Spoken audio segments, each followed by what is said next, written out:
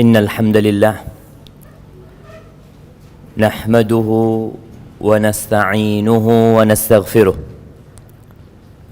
ونعوذ بالله من شرور أنفسنا وسيئات أعمالنا. Sungguh segala puji itu hanya milik Allah. Kita senantiasa memuja dan memujinya. Meminta pertolongan juga hanya kepada Allah.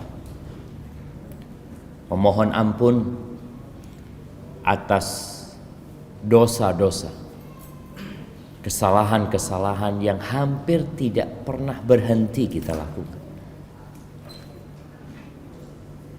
Dan kita juga berlindung kepada Allah dari kejahatan jiwa kita yang senantiasa membisikkan perkara-perkara yang buruk. Dan kita juga berlindung kepada Allah dari keburukan amal kita. Jadi kemarin hari Rebu itu dikenal dengan Rebu apa? Rebu Wekasan.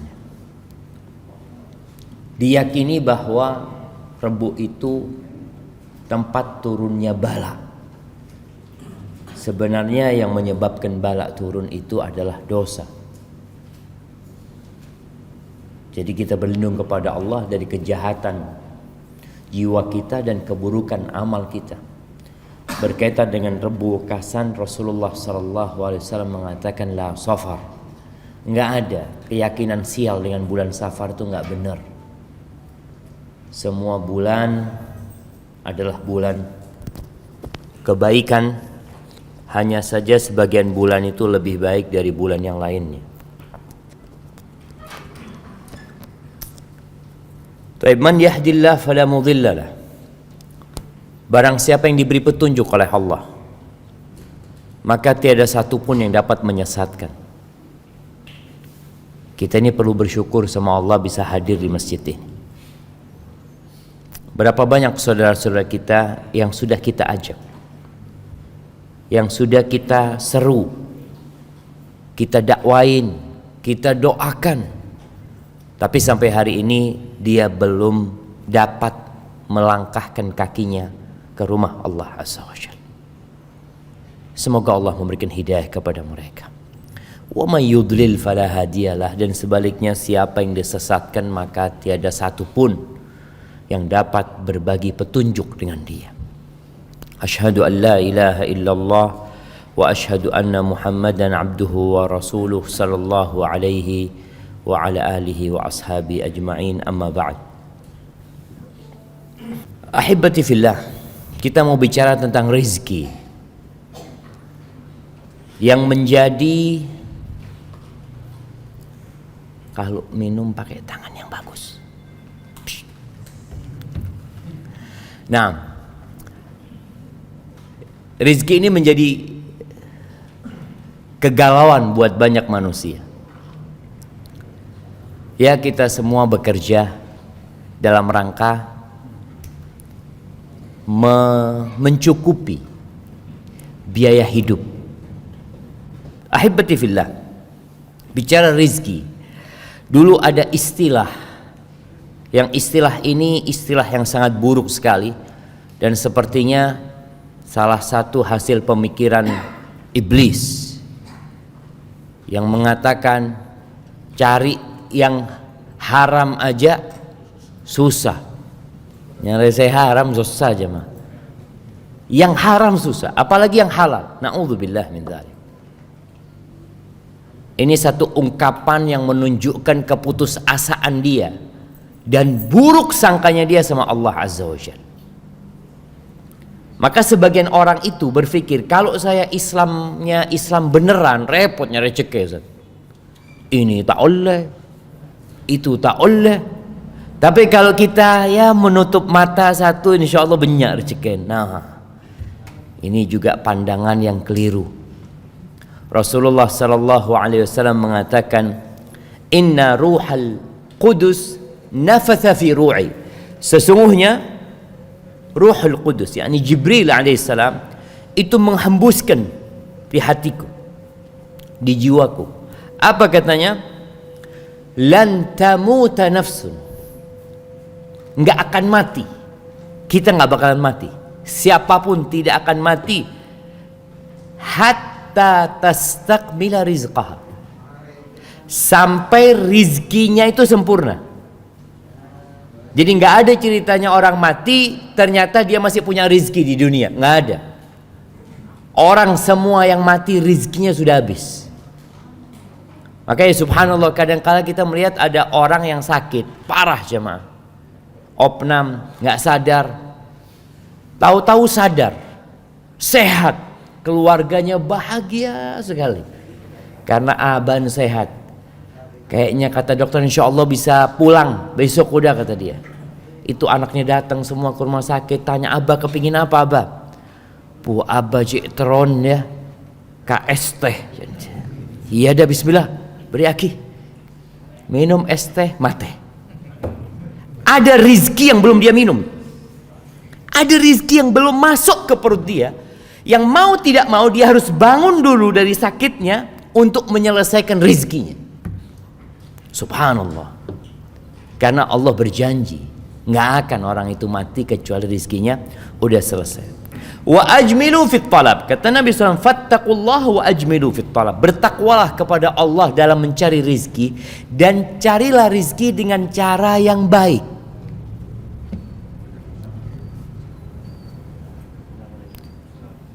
Ya perlu belajar berarti kita. Kalau bicara cari rezeki dengan cara yang baik, beremajaran Ustaz. Sedangkan ya yang kuliah ekonomi selalu diajarin bagaimana dengan modal terkecil mendapatkan keuntungan terbesar, dengan tenaga yang sedikit mendapatkan harta yang berlimpah ruah. Kadangkala lupa dengan halal haram. Maka Nabi SAW mengatakan wa ajmilu fit talab wa la yahmilannakum istibta'u ar-rizq. Ada penyakit istibta'. Istibta' ini mak tak kisogi saya, mak Roma sampai sekarang tak dedi. Jadi merasa ada yang lambat gitu rizkinya. Sohibnya sudah sukses, sohibnya berhasil, mak saya enggak gitu loh. Perasaan ini kadangkala menyebabkan orang itu ala an tatlubuhu fi ghairi ta'atillah. Akhirnya orang ini salah jalan. Gara-gara penyakit itu dia melakukan riba. Ini karena istibta' tadi, merasa lambat gitu loh. Maka kata Nabi SAW, jangan sampai kena penyakit itu. Akhirnya kita salah jalan lagi. Fama indallah la yu'khad illa bi ta'atihi. Yang di sisi Allah itu tidak dapat diraih kecuali dengan ketaatan kepadanya. Jadi ahibbati fillah, bicara ekonomi, bicara rizki, kita tahu bahwasanya saya beri rezeki ini siapa? Allah Azza wa Jal. Bukan tempat kerja kita. Yang ngasih rizki bukan tempat dia kerja, bukan perusahaan itu. Innallaha huwar razzaq dzul quwwatil matin. Allah pemberi rizki. Dialah yang maha kuat dan maha perkasa. Wa fis samai rizqukum wa ma tu'adun. Di mana rizki kita? Di atas sana jemaah. Dan apa yang dijanjikan kepada kalian? Ahibati fillah, kita tidak hidup sendirian di muka bumi ini. Enggak. Ada banyak semut yang hidup bersama kita. Siapa saya beri rezeki jemaah? Kabilis itu jemaah. Mak ben laku saya acolon, entah kemana jangan. Pada rezeki itu. Kita lihat burung yang berterbangan. Tiap hari kita lihat bagaimana mereka terus mengeksploitasi. Pernahkah orang-orang berpikir siapa yang ngasih rezeki sama ikan-ikan ini? Allah Rabbul Alamin. Wa ma min dabbatin fil ardi illa 'ala Allahi rizquha. Semuanya yang jamin itu Allah rezeki. Maka agama kita hadir bukan untuk mempersulit cara mencari rizki. Agama kita datang dengan kemudahan. Inna hadzal din yusr. Agama ini mudah, benar-benar mudah, kata Nabi SAW. Wa ma ja'ala 'alaikum fid din min haraj. Kata Allah, Dia tidak menjadikan kesulitan dalam beragama ini. Subhanallah, tidak ada. Kalau kita membandingkan yang halal sama yang haram, selalu lebih banyak yang halal. Cobalah entar ke pasar, siapa kasih fulus 1 juta, belikan 10 barang haram di pasar patokan sini. Kira-kira dia datang bawa berapa barang yang haram? Apa yang ada di pasar saya haram, jemaah? Babi mungkin? Tidak ada. Tak ada babi. Terus khamar mungkin? Ya. Terus apa lagi? Sulit kita cari barang haram.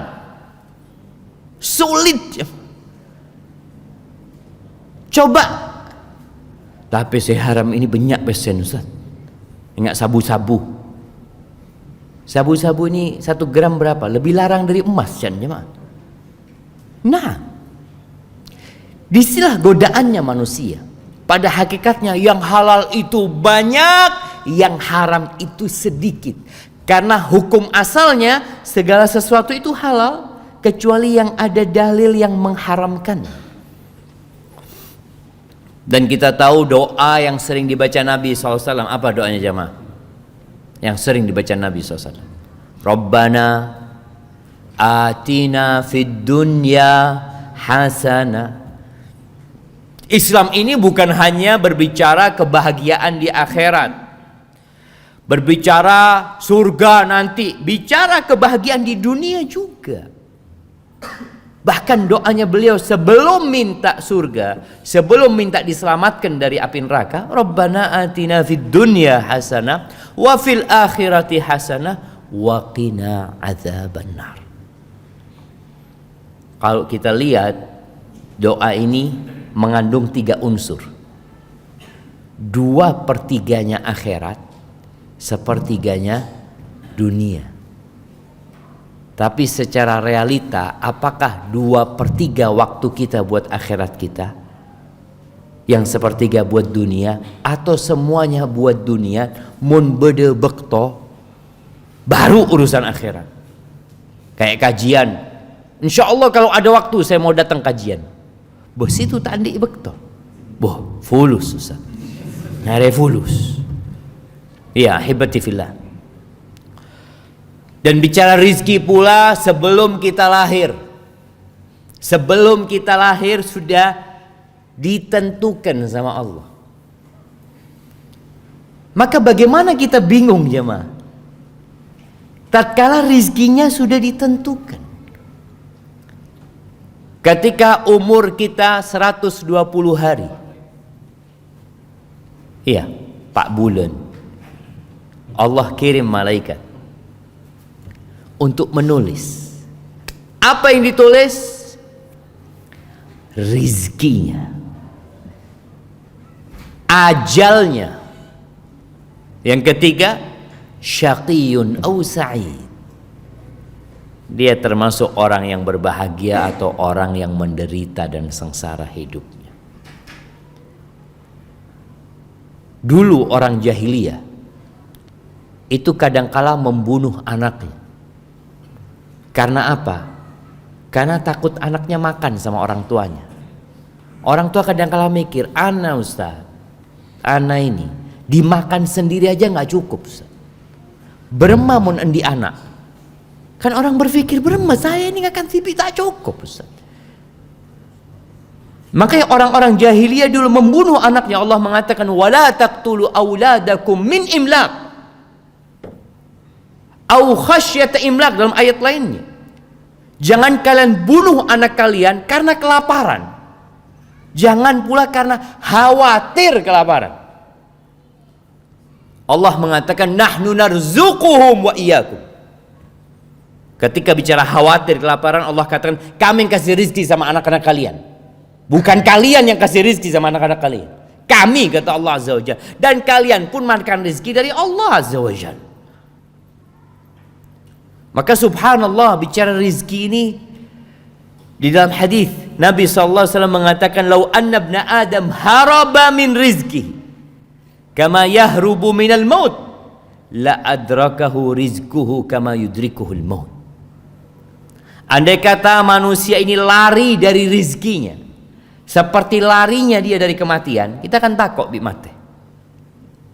Kalau ada orang yang lari dari rizkinya sebagaimana lari dari kematian, maka rizkinya akan mendapati dia sebagaimana kematian akan mendapati dia.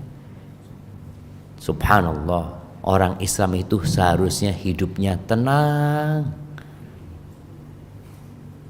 Bicara bagaimana cara mencari rizki. Bismillah. Jemaah, ada sebuah kitab kecil ya, karya Syekh Dr. Fadl Ilahi Zahir dengan judul Mafatihur Rizqi fi Dhaw'il Kitab was Sunnah, tentang kunci-kunci rizki dalam bimbingan Al-Quran dan Sunnah.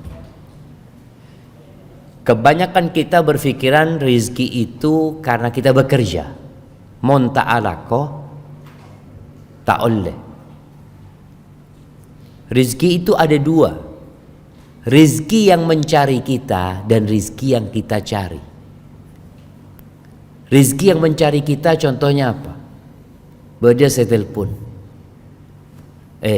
Kak Abbas, Masya Allah. Bas, saya transfer 50 juta. Hadiah, Masya Allah. Kan tak esare itu jemaah. Hadiah itu ada yang nyari hadiah jemaah. Tahu-tahu kita di rumah ada yang naruh roti. Assalamualaikum. Subhanallah jemaah. Anak kalau ingat ini ya, kemarin hari apa? Ada yang ketuk rumah jam 2 siang. Anak capek, nggak bisa bangun. Aduh, nggak tahulah siapalah. Subhanallah, pas mau sholat asar ada roti digantung di pintu. Nggak ada yang ngambil jemaah. Arti kalau rizki kita akan sampai. Jadi ada rizki yang mencari kita. Enggak warisan. Dicari apa mencari warisan jemaah? Mak tak temate abah ini ya. Aduh, ceretan. Bicara, tahu-tahu anaknya mati duluan sebelum bapaknya. Banyak kayak gitu kita lihat. Yang dia berharap pembagian rezeki tapi ternyata dia mati duluan. Jadi ada rezeki yang memang kita nggak bisa mencarinya, dicari sama rezeki itu. Ada rezeki yang diusahakan. Tapi ada beberapa cara mencari rezeki selain usaha. Usaha kita diperintahkan nama Allah Azza wa Jalla. Allah mengatakan huwallazi ja'ala lakumul arda dhalulan famshu fi manakibiha wa kulu min rizqi. Kita diperintahkan untuk berjalan di muka bumi ini, keluar dari rumah, alako, kerja apa aja. Kita diperintahkan sama Allah. Bahkan selesai salat Jumat, apa kata Allah Jalla Jalaluh? Fa idza qudiyatis shalah fantashiru fil ard wabtaghu min fadlillah wadhkurullaha katsiran la'allakum tuflihun. Kalau selesai Jumatan ngapain? Tetap duduk di masjid, awirid sampai lakuna? Enggak, kata Allah. Silahkan kalian keluar dari masjid. Silahkan. Nganu apa? Wabtaghu min fadli, mencari karunia Allah. Tadi ada rezeki yang harus diusahakan. Alako orang itu. Wadhkurullaha katsiran. Tapi jangan lupa, kalian harus sering ingat sama Allah, memperbanyak zikrullah agar kalian beruntung. Baik. Di sini disebutkan ada 10 kunci rizki, atau ana tambahkan 11. Yang pertama, istighfar dan tobat. Yang kedua, bertakwa kepada Allah. Yang ketiga, bertawakal kepada Allah. Yang keempat, konsentrasi ibadah, fokus ibadah buat Allah. Yang kelima, berangkat haji dan umrah, terus berangkat haji dan umrah. Kemudian yang keenam, silaturahim. Yang ketujuh, berinfak, bersedekah. Yang kedelapan, berinfak atau membiayai para penuntut ilmu, membiayai, memberikan beasiswa kepada para penuntut ilmu agama. Yang kesembilan, berbuat baik kepada orang lain, khususnya orang-orang yang lemah. Yang kesepuluh, beliau menyebutkan hijrah di jalan Allah Jalla Jalaluh. Dan yang ke-11, berdoa, memohon kepada Allah Azza wa Jalla. Baik, entah apakah kita bisa membahas semuanya, kita lihat waktunya. Yang pertama, kalau bicara istighfar dan bertobat, apa artinya istighfar? Memohon ampun, bertobat kepada Allah. Kalau istighfar itu astagfirullah, astagfirullah, astagfirullah. Bertobat itu ada syaratnya. Apa syaratnya tobat? Bukan sekedar ucapan, tapi harus ada penyesalan atas dosa yang dilakukan. Setelah menyesali perbuatan dosa itu, syarat yang kedua, meninggalkan perbuatan dosa itu.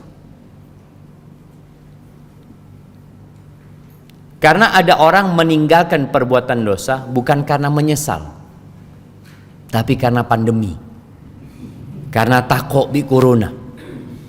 Iya, na'udzubillah, seperti pelacur-pelacur. Itu di masa pandemi ambu jemaah.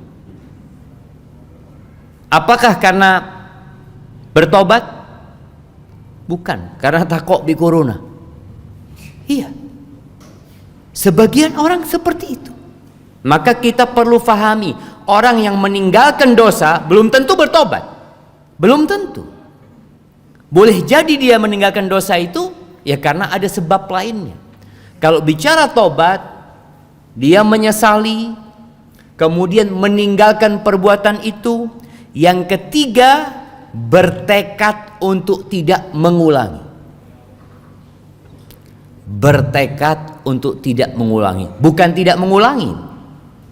Karena ada orang berbuat dosa, ana sudah tobat Ustaz, tapi nanti berapa waktu boleh Ustaz, ana tobat lagi.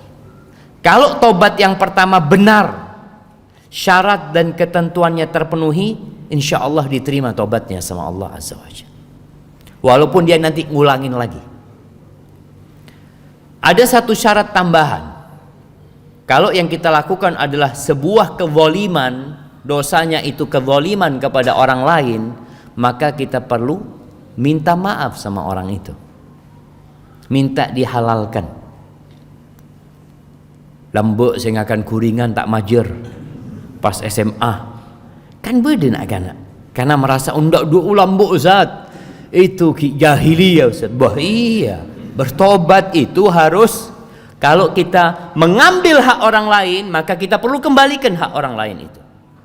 Atau kita minta maaf, dihalalkan. Jangan pernah berpikir, sudah anak kan sudah tobat. Syarat tobatnya ada tambahannya. Engkau perlu minta maaf sama orang itu. Dulu anak waktu SMA itu jagoan Ustaz. Ada yang biasanya malakin sohibnya, mari lulus. Terus dia bertobat. Berarti dia punya kesalahan kepada orang-orang yang dia zalimi. Syaratnya dia perlu minta maaf sama orang itu. Ahibati fillah, secara umum sebenarnya istighfar itu mengandung keinginan bertobat kepada Allah Azza wa Jalla. Rasulullah sallallahu alaihi wasallam dalam sehari, kita hari ini berapa kali istighfar? Hari ini Coba bitong. Mari sabu telo kali. Astagfirullah, astagfirullah, astagfirullah. Mari Jumatan telo kali. Mari asar telo kali. Kare maghrib isya berarti berapa kali? 15 kali. Dan merasa alhamdulillah anak istighfar terus. Rasulullah sallallahu alaihi wasallam mengatakan, "Ayyuhan nas, tubu ila Allah wastaghfiruh, fa inni atubu ila Allah fil yawm akthar min 70 marrah." Wahai umat manusia, kalian bertobatlah, beristighfarlah, minta ampun sama Allah azza wajal. Sesungguhnya aku dalam sehari istighfar dan tobatku itu lebih 70 kali. Itu Nabi kita Muhammad alaihi salatu wassalam. Sampai ceritanya Abdullah bin Abbas atau Abdullah bin Umar, dia mengatakan, inni la'uddu lin Nabi sallallahu alaihi wasallam fi majlisin wahid. Aku tuh menghitung satu majlis Nabi duduk, beliau mengatakan, Rabbighfirli wa tub alayya innaka antat tawwabur rahim, 100 marrah, 100 kali. Jadi kadang-kala Nabi duduk itu kalau nggak ngomong, ngapain beliau? Beliau istighfar 100 kali. Ini sekali duduk alaihi salatu wassalam. Dan bagaimana istighfar menjadi pintu rizki atau kunci pembuka rizki. Allah Jalla Jalaluh berfirman di surat Nuh. Jadi Nabi Nuh ketika berdakwah ada yang namanya targhib wa tarhib. Bagaimana memotivasi orang itu untuk kembali kepada Allah dengan memberikan janji-janji yang indah dan dengan memberikan peringatan. Di antara yang diucapkan oleh Nabi Nuh, ya Allah jemaah, berapa tahun Nabi Nuh berdakwah jemaah? 950 tahun. Itu dakwahnya, bukan umurnya. Itu dakwahnya. Berapa orang yang masuk Islam dari umatnya Nabi Nuh? Berapa jemaah? Nah, kata Allah, wa ma amana ma'ahu illa qalil. 950 tahun tidak beriman kepadanya kecuali qalil, sedikit jemaah. Ibnu Abbas menyebutkan 80 orang cuma. 80 orang. Kalau tiap tahun dapat satu orang, seharusnya 950 orang.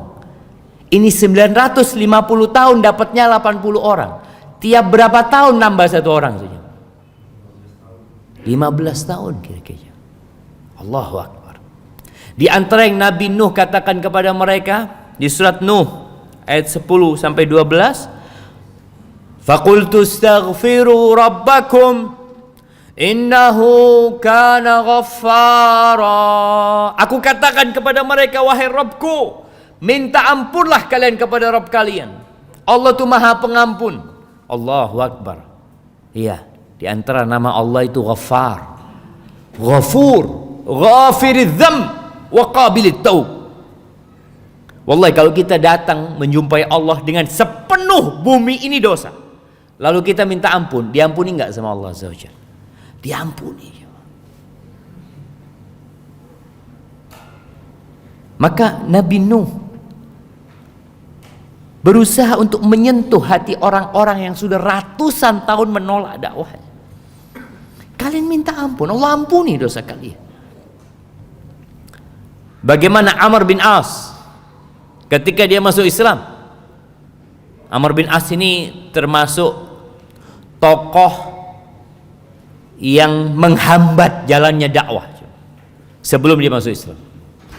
Sampai ketika sahabat Nabi hijrah ke Habasyah, Amr bin As datang ke Najasyi. Dia meminta kepada Raja Najasyi untuk mengembalikan orang-orang muslimin ke Mekah. Itu Amr bin As. Sampai seperti itu jahat. Ketika dia masuk Islam, dia mengatakan kepada Rasul SAW, ya Rasulullah, aku mau masuk Islam tapi punya syarat. Apa syaratmu? Syaratku Allah ampuni yang telah berlalu. Subhanallah. Takut Amr bin As. Mun saya masuk Islam, tusan saya pakune catet selambok. Ya dia tahu dia punya dosa besar gitu. Maka Nabi SAW mengatakan, awa alimta ya Amr annal Islam yajubbu ma qablah wa taubata tajubbu ma qablah. Amr, engkau tahu enggak Islam itu menghapuskan yang dulu. Jadi nol ketika engkau masuk Islam, dan taubat itu menghapuskan yang telah lalu. Kemudian kata Nabi Nuh, yursilis samaa alaikum midrara. Allah akan kirimkan kepada kalian air hujan yang terus-terusan dan bermanfaat buat kalian. Itu kalau kita banyak istighfar, Allah kirimkan air hujan. Minta sama Allah dengan istighfar, Allah kirimkan air hujan. Wa yumdidkum bi amwal wa banin. Bukan cuma air hujan, Allah akan limpahkan kepada kalian harta. Dengan istighfar, Allah akan tambahin harta kalian dan anak-anak kalian. Wa yaj'al lakum jannatin wa yaj'al lakum anhar. Allah akan buatkan buat kalian taman-taman, kebun-kebun, sungai-sungai. Itu janji Allah Azza wa Jal. Wallah la yukhliful mi'ad. Dan Allah tidak pernah ingkar janji. Ahibati fillah, disebutkan bahwa Umar bin Khattab, ana izin minum dulu jemaah. Bismillah.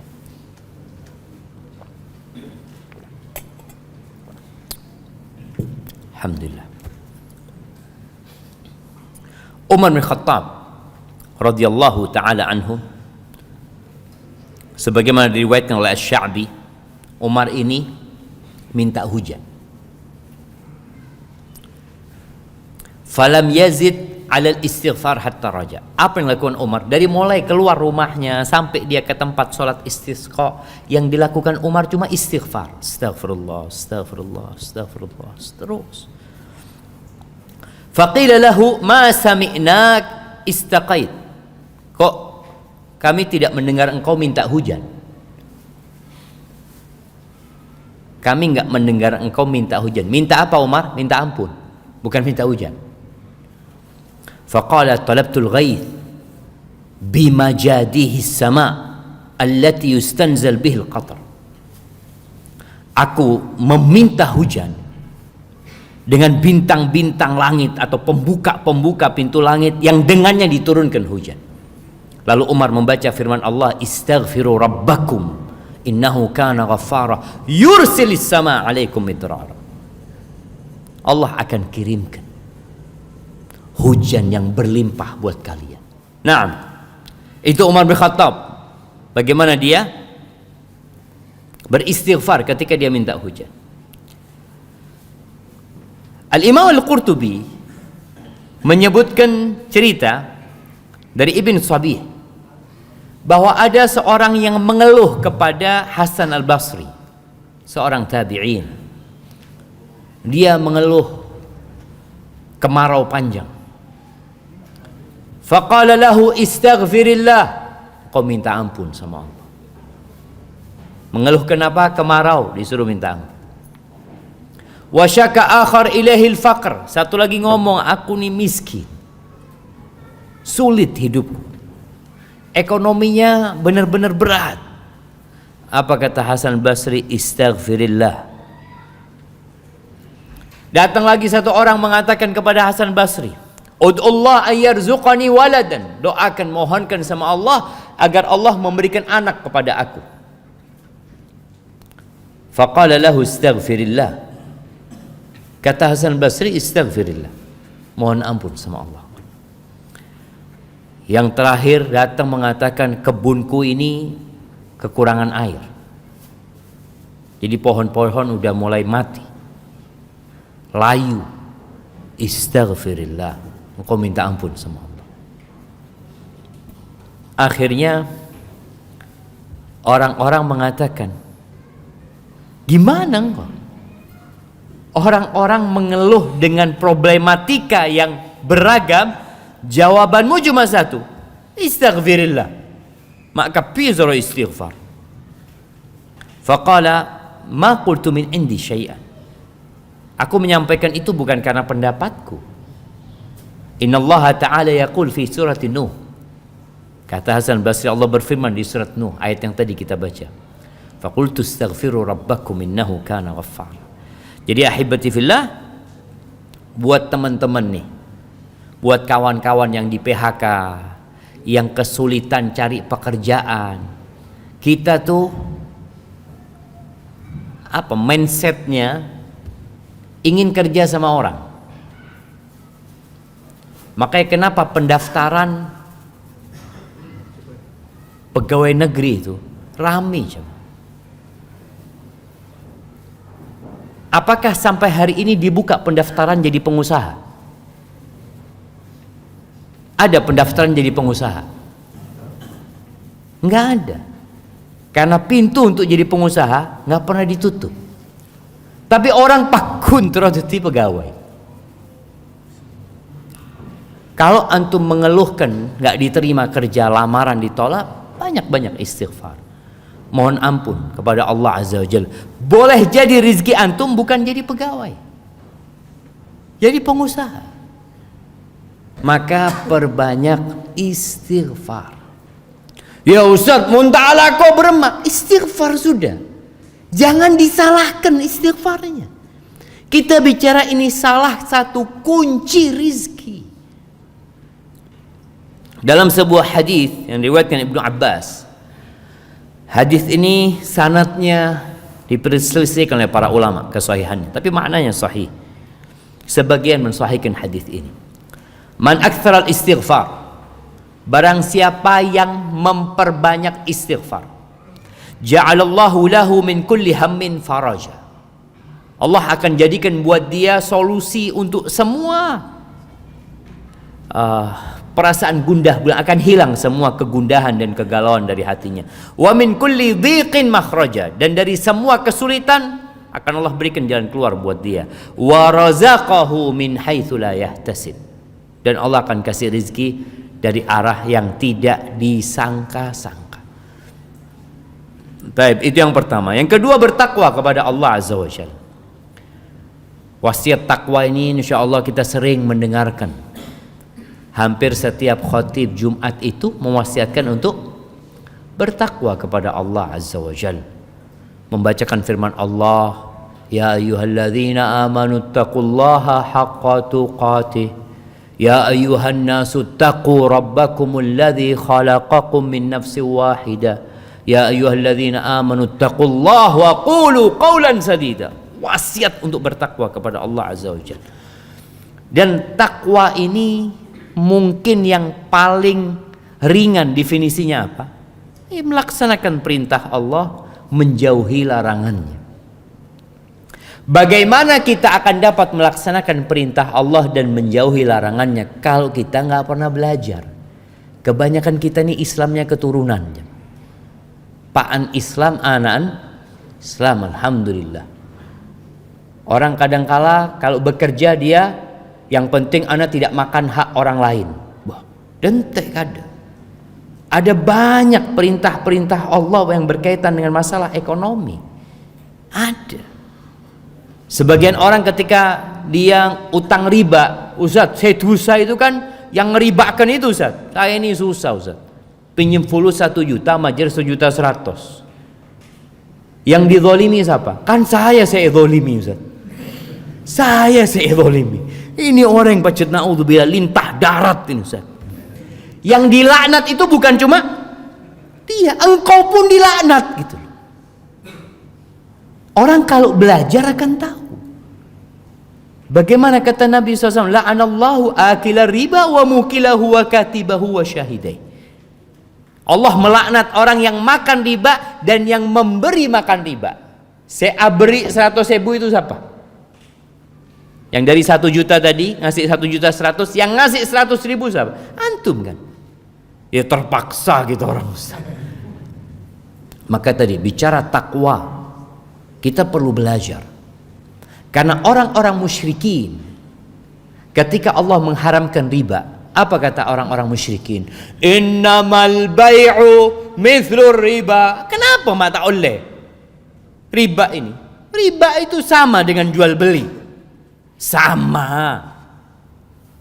Apa bedanya orang di fulus 1 juta kemudian dia pinjamkan dapat untung 100.000, jadi 1.100.000, dengan orang beli barang 1 juta, dia jual 1.100.000, kan pada baik.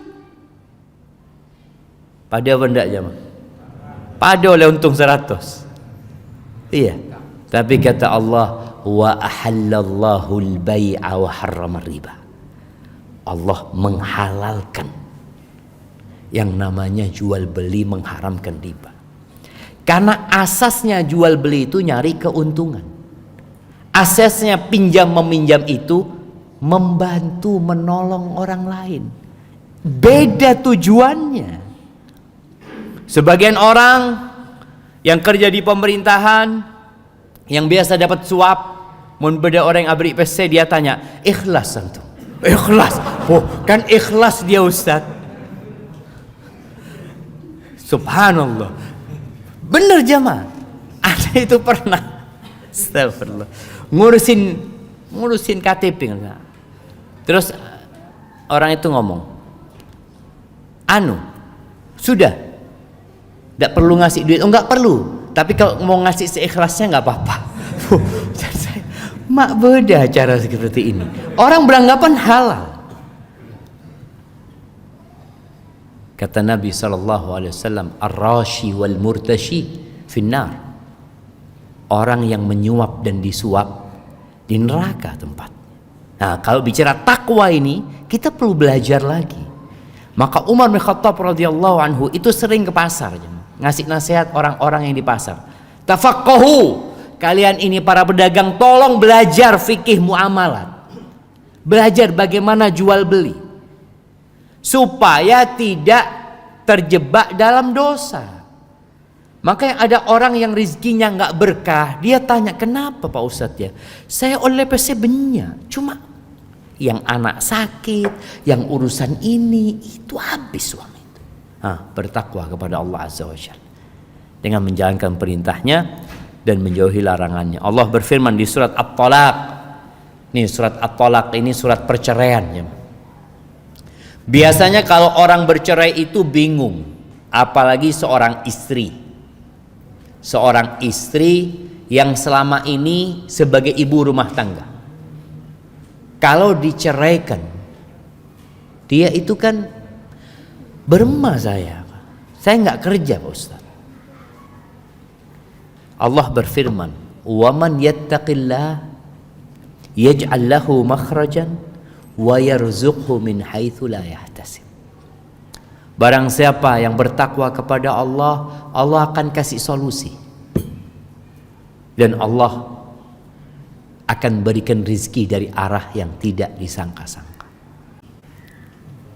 Haibati fillah, bertakwalah kepada Allah. Allah akan kasih solusi. Rizki dari arah yang tidak disangka-sangka. Allahu Akbar ya. Bagaimana kalau kita melihat di masa pandemi ini orang-orang yang kesulitan secara ekonomi, tapi tahu-tahu Allah bukakan pintu rizki yang lainnya buat dia. Anak punya usaha tutup Ustaz gara-gara PPKM Ustaz. Tapi alhamdulillah Ustaz, bedewi rezeki itu Ustaz. Masya Allah.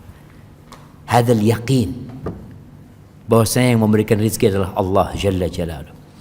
Ahibati fillah, itu bicara skala personal ya. Bicara skala negeri. Kita kalau melihat Indonesia ini ya sedih kalau bicara pertumbuhan ekonomi ya, begitu rendahnya. Kemudian kalau melihat utang-utang yang terus bertambah. Terus kita juga kalau melihat negeri kita menjadi tempat orang-orang untuk mengimpor barang di negeri kita, sehingga ada tingkat kesulitan ekonomi secara nasional. Kita lihat apa yang harus dilakukan. Jadi ternyata memperbaiki ekonomi sebuah negeri itu salah satu caranya adalah dengan bertakwa kepada Allah Azza wa Jalla. Jadi mengajak seluruh penduduk negeri ini untuk bertakwa. Allah Azza wa Jalla berfirman di surat Al-A'raf ayat 96. Allah mengatakan, walau anna ahlal qura amanu wattaqau, andai kata penduduk negeri itu beriman dan bertakwa. Beriman, melaksanakan perintah Allah, menjauhi larangannya, dapat apa? La fatahna alaihim barakatin minas samai wal ard walakin kadzabu fa akhadnahum bima kanu yaksibun. Kami akan bukakan pintu berkah dari langit dan bumi. Allah yang akan membukakan berkah. Berkah ini sesuatu yang baik dan tumbuh dan terus jamaah nggak habis. Hebatifillah, ada sebuah negeri di Yaman sana. Ini saya orang-orang Arab. Siapa yang pernah ke Yaman? Kenapa orang Yaman kok bisa nyampe Indonesia? Padahal Allah mencontohkan negeri Sabah itu sebagai negeri percontohan. Baldatun thayyibatun wa rabbun ghafur. Allahu Akbar. Jadi negeri Sabah itu kanan kirinya kebun. Kayaknya di Indonesia belum ada kayak gitu. Jadi orang di jalannya kanan kirinya semuanya kebun-kebun. Kalau kita mungkin sawah ya, ada sawah, tapi kalau kebun harus dijagain, mendak elang kepi, harus dipagerin. Mereka itu masya Allah makmur sentosa. Kalau mau panen buah, mereka tinggal naruh keranjang jalan penuh yang namanya keranjang buah mereka. Fa'arafu, tapi mereka tak ngedi-ngaki. Dikasih nasihat, dikasih peringatan, suruh beribadah, suruh bertakwa. Allah kirimkan tikus, ya, perak tikus. Mereka punya bendungan. Tikus itu tuh ngerogotin bendungan hancur.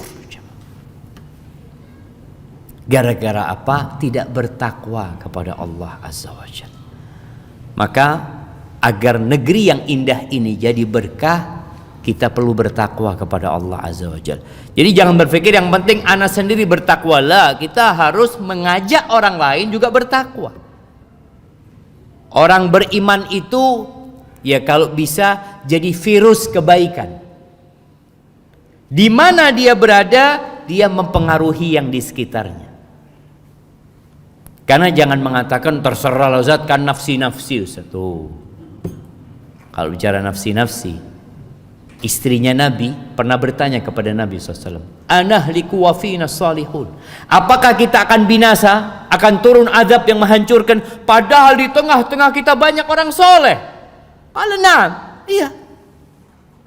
Idza kathural khabath, kalau banyak terjadi kemungkaran, banyak terjadi kekejian, ada pembiaran, maka azab Allah turun bukan hanya kepada pelaku dosa, negeri itu pun akan mendapatkan azab Allah. Baik, itu bicara bertakwa kepada Allah Azza wa Jalla. Di antara makna takwa itu adalah mengingat Allah, tidak melupakannya, kemudian bersyukur kepada Allah, tidak kufur kepadanya, taat dan tidak durhaka kepada Allah. La in syakartum la azidannakum. Kalau kalian bersyukur pasti aku tambah. Sebagian orang mengatakan, ya Ustaz, ana ini pakun Ustaz, bersyukur sudah alhamdulillah, sholat duha, sholat malam, pusoh pertama gitu orang Ustaz, tapi pakun receken 2 juta Ustaz sebulan. Tambahannya di mana? Disinilah ada tambahan yang tidak terlihat, jemaah. Tambahan berkah. Antum rezekinya seakan-akan tetap 2 juta, tapi antum tidak sakit-sakitan. Di sini seharusnya kalau antum dikasih sakit-sakitan 2 juta karena 1,5 juta. Obus, bisa obus 2 juta itu. Iya cuma. Artinya kita tetap yakin ada tambahan Allah Azza wa Jalla di rezeki itu. Masya Allah. Ada orang ya minum susu benih beres, murus. Ada orang seperti itu. Baik. Kunci rezeki yang ketiga bertawakal kepada Allah Azza wa Jalla. Masya Allah. Bismillah. Alhamdulillah. Apa artinya tawakal? Kalau kita melihat definisi tawakal, para ulama itu memberikan Masya Allah macam-macam. Tapi intinya bergantungnya hati kepada Allah, yakin sama Allah, athiqatu billah wal i'timad alaih, yakin sama Allah dan menyerahkan sama Allah, serahkan sama Allah. Itu yang namanya tawakal. Tawakal ini amalan fisik apa amalan hati? Amalan hati. Maka jangan ditabrak-tabrakan sama usaha. Tawakal, ya sudah saya tawakal tu ala Allah ta'ala ko. Wah, enggak. Tawakal itu amalan hati. Walaupun engkau punya uang 1 miliar, jangan tawakal kepada uangmu. Jangan mau aman kita orang berada tabungan 1 miliar. Oh, itu berarti mulai bergantung kepada fulusnya. Allah bisa jadikan 1 miliar itu hilang. Kita punya dompet bawa fulus, ya apa? Aman, banyak pesen saya. Depak ka berung, hilang dompet tak. Mungkin terjadi. Tapi serahkan sama Allah. Maka Allah Azza wa Jalla mengatakan, "Wa man yatawakkal 'ala Allah fa huwa hasbuh." Barang siapa yang bertawakal kepada Allah, maka Allah yang akan mencukupinya. Bagaimana Nabi alaihi salatu wasallam bersabda dalam hadis yang diriwayatkan oleh Imam Ahmad, "Lau annakum tawakkaluna 'ala Allah haqqa tawakkulihi la razaqakum kama yarzuqut tayr taghdu khimasan wa taruhu bitana." Kalau kalian bertawakal kepada Allah dengan sebenar-benarnya tawakal, bukan ngomong di lisan. Orang kan bisa ngomong bismillah tawakkaltu 'ala Allah, lisannya ngomong, tapi hatinya wallahu a'lam. Kalau kalian bertawakal kepada Allah dengan sebenar-benarnya tawakal, pasti Allah akan kasih rizki kepada kalian seperti Allah ngasih rizki kepada burung.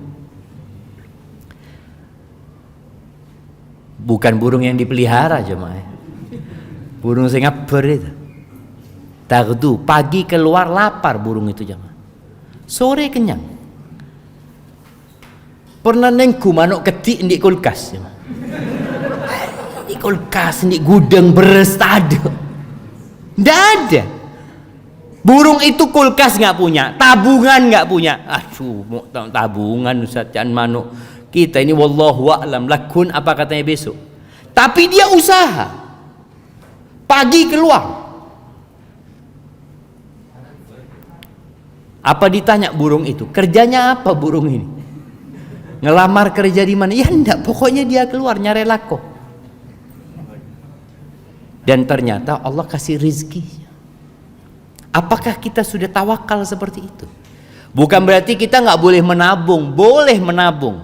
Ingat, tolong digaris bawahi, tawakal ini amalan hati.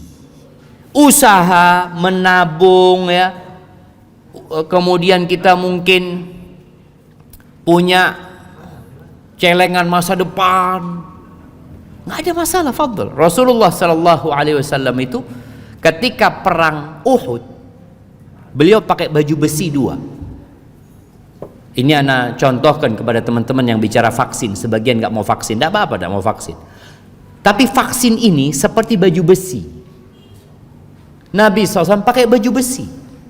Apakah Nabi nggak tawakal? Tawakal beliau, hatinya tawakal.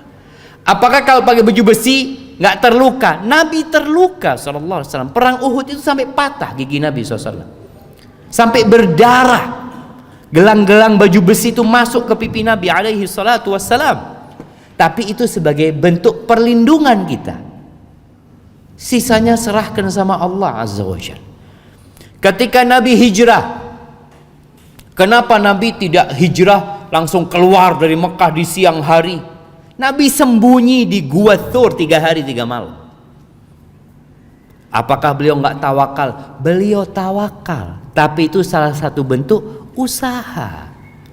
Allah ingin mengajarkan kepada umat manusia agar mereka terus berusaha.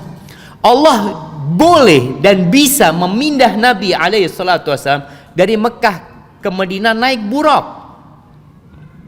Bisa. Tapi tidak. Ini untuk menunjukkan tetap kita usaha dan hati kita berserah diri kepada Allah Jalla Jalaluh. Baik, ahibati fillah. Kemudian yang keempat, tafarruq, fokus ibadah. Mengkosongkan diri untuk beribadah kepada Allah Azza wa Jalla. Apakah maksudnya kita toju masjid malolo? Menyendiri beribadah kepada Allah? Bukan. Ada sebuah hadis ya, yang Rasul sallallahu alaihi wasallam mengatakan, innallaha ta'ala yaqul, sesungguhnya Allah berfirman. Apa kata Allah? Ya ibna Adam, wahai anaknya Adam, tafarragh li ibadati, engkau fokus ibadah kepadaku. Amla sadraka ghinan, aku akan penuhi dadamu dengan kekayaan. Wa asudda faqra, aku akan tutupi kefakiranmu. Wa illa taf'al, tapi kalau engkau tidak fokus konsentrasi ibadah buat aku, mala'tu yadaka syughlan, aku akan penuhi tanganmu dengan kesibukan, kerja terus. Walam asudda faqra, dan aku tidak akan menutupi kefakiran. Tafarrau, udah waktunya sholat, khusyuk udah. Ketika kita beribadah kepada Allah dengan cara seperti ini, di sini Allah akan berikan karunia-Nya. Orang ini nggak akan takut miskinnya, karena Allah sudah jamin buat dia. Bahkan kata Nabi SAW, irda bima qasamallahu lak, ridholah engkau dengan apa yang Allah berikan kepadamu, engkau akan jadi orang paling kaya. Ridha dengan apa yang Allah berikan, akan jadi orang paling kaya. Di sini Allah akan jadikan kekayaan di hati, karena kekayaan itu bukan dengan banyaknya harta benda, enggak. Laisal ghina an kathratil arad, walakinnal ghina ghinan nafs. Kekayaan yang sebenarnya kekayaan hati. Baik, barakallahu fik. Mungkin itu yang dapat Anda sampaikan.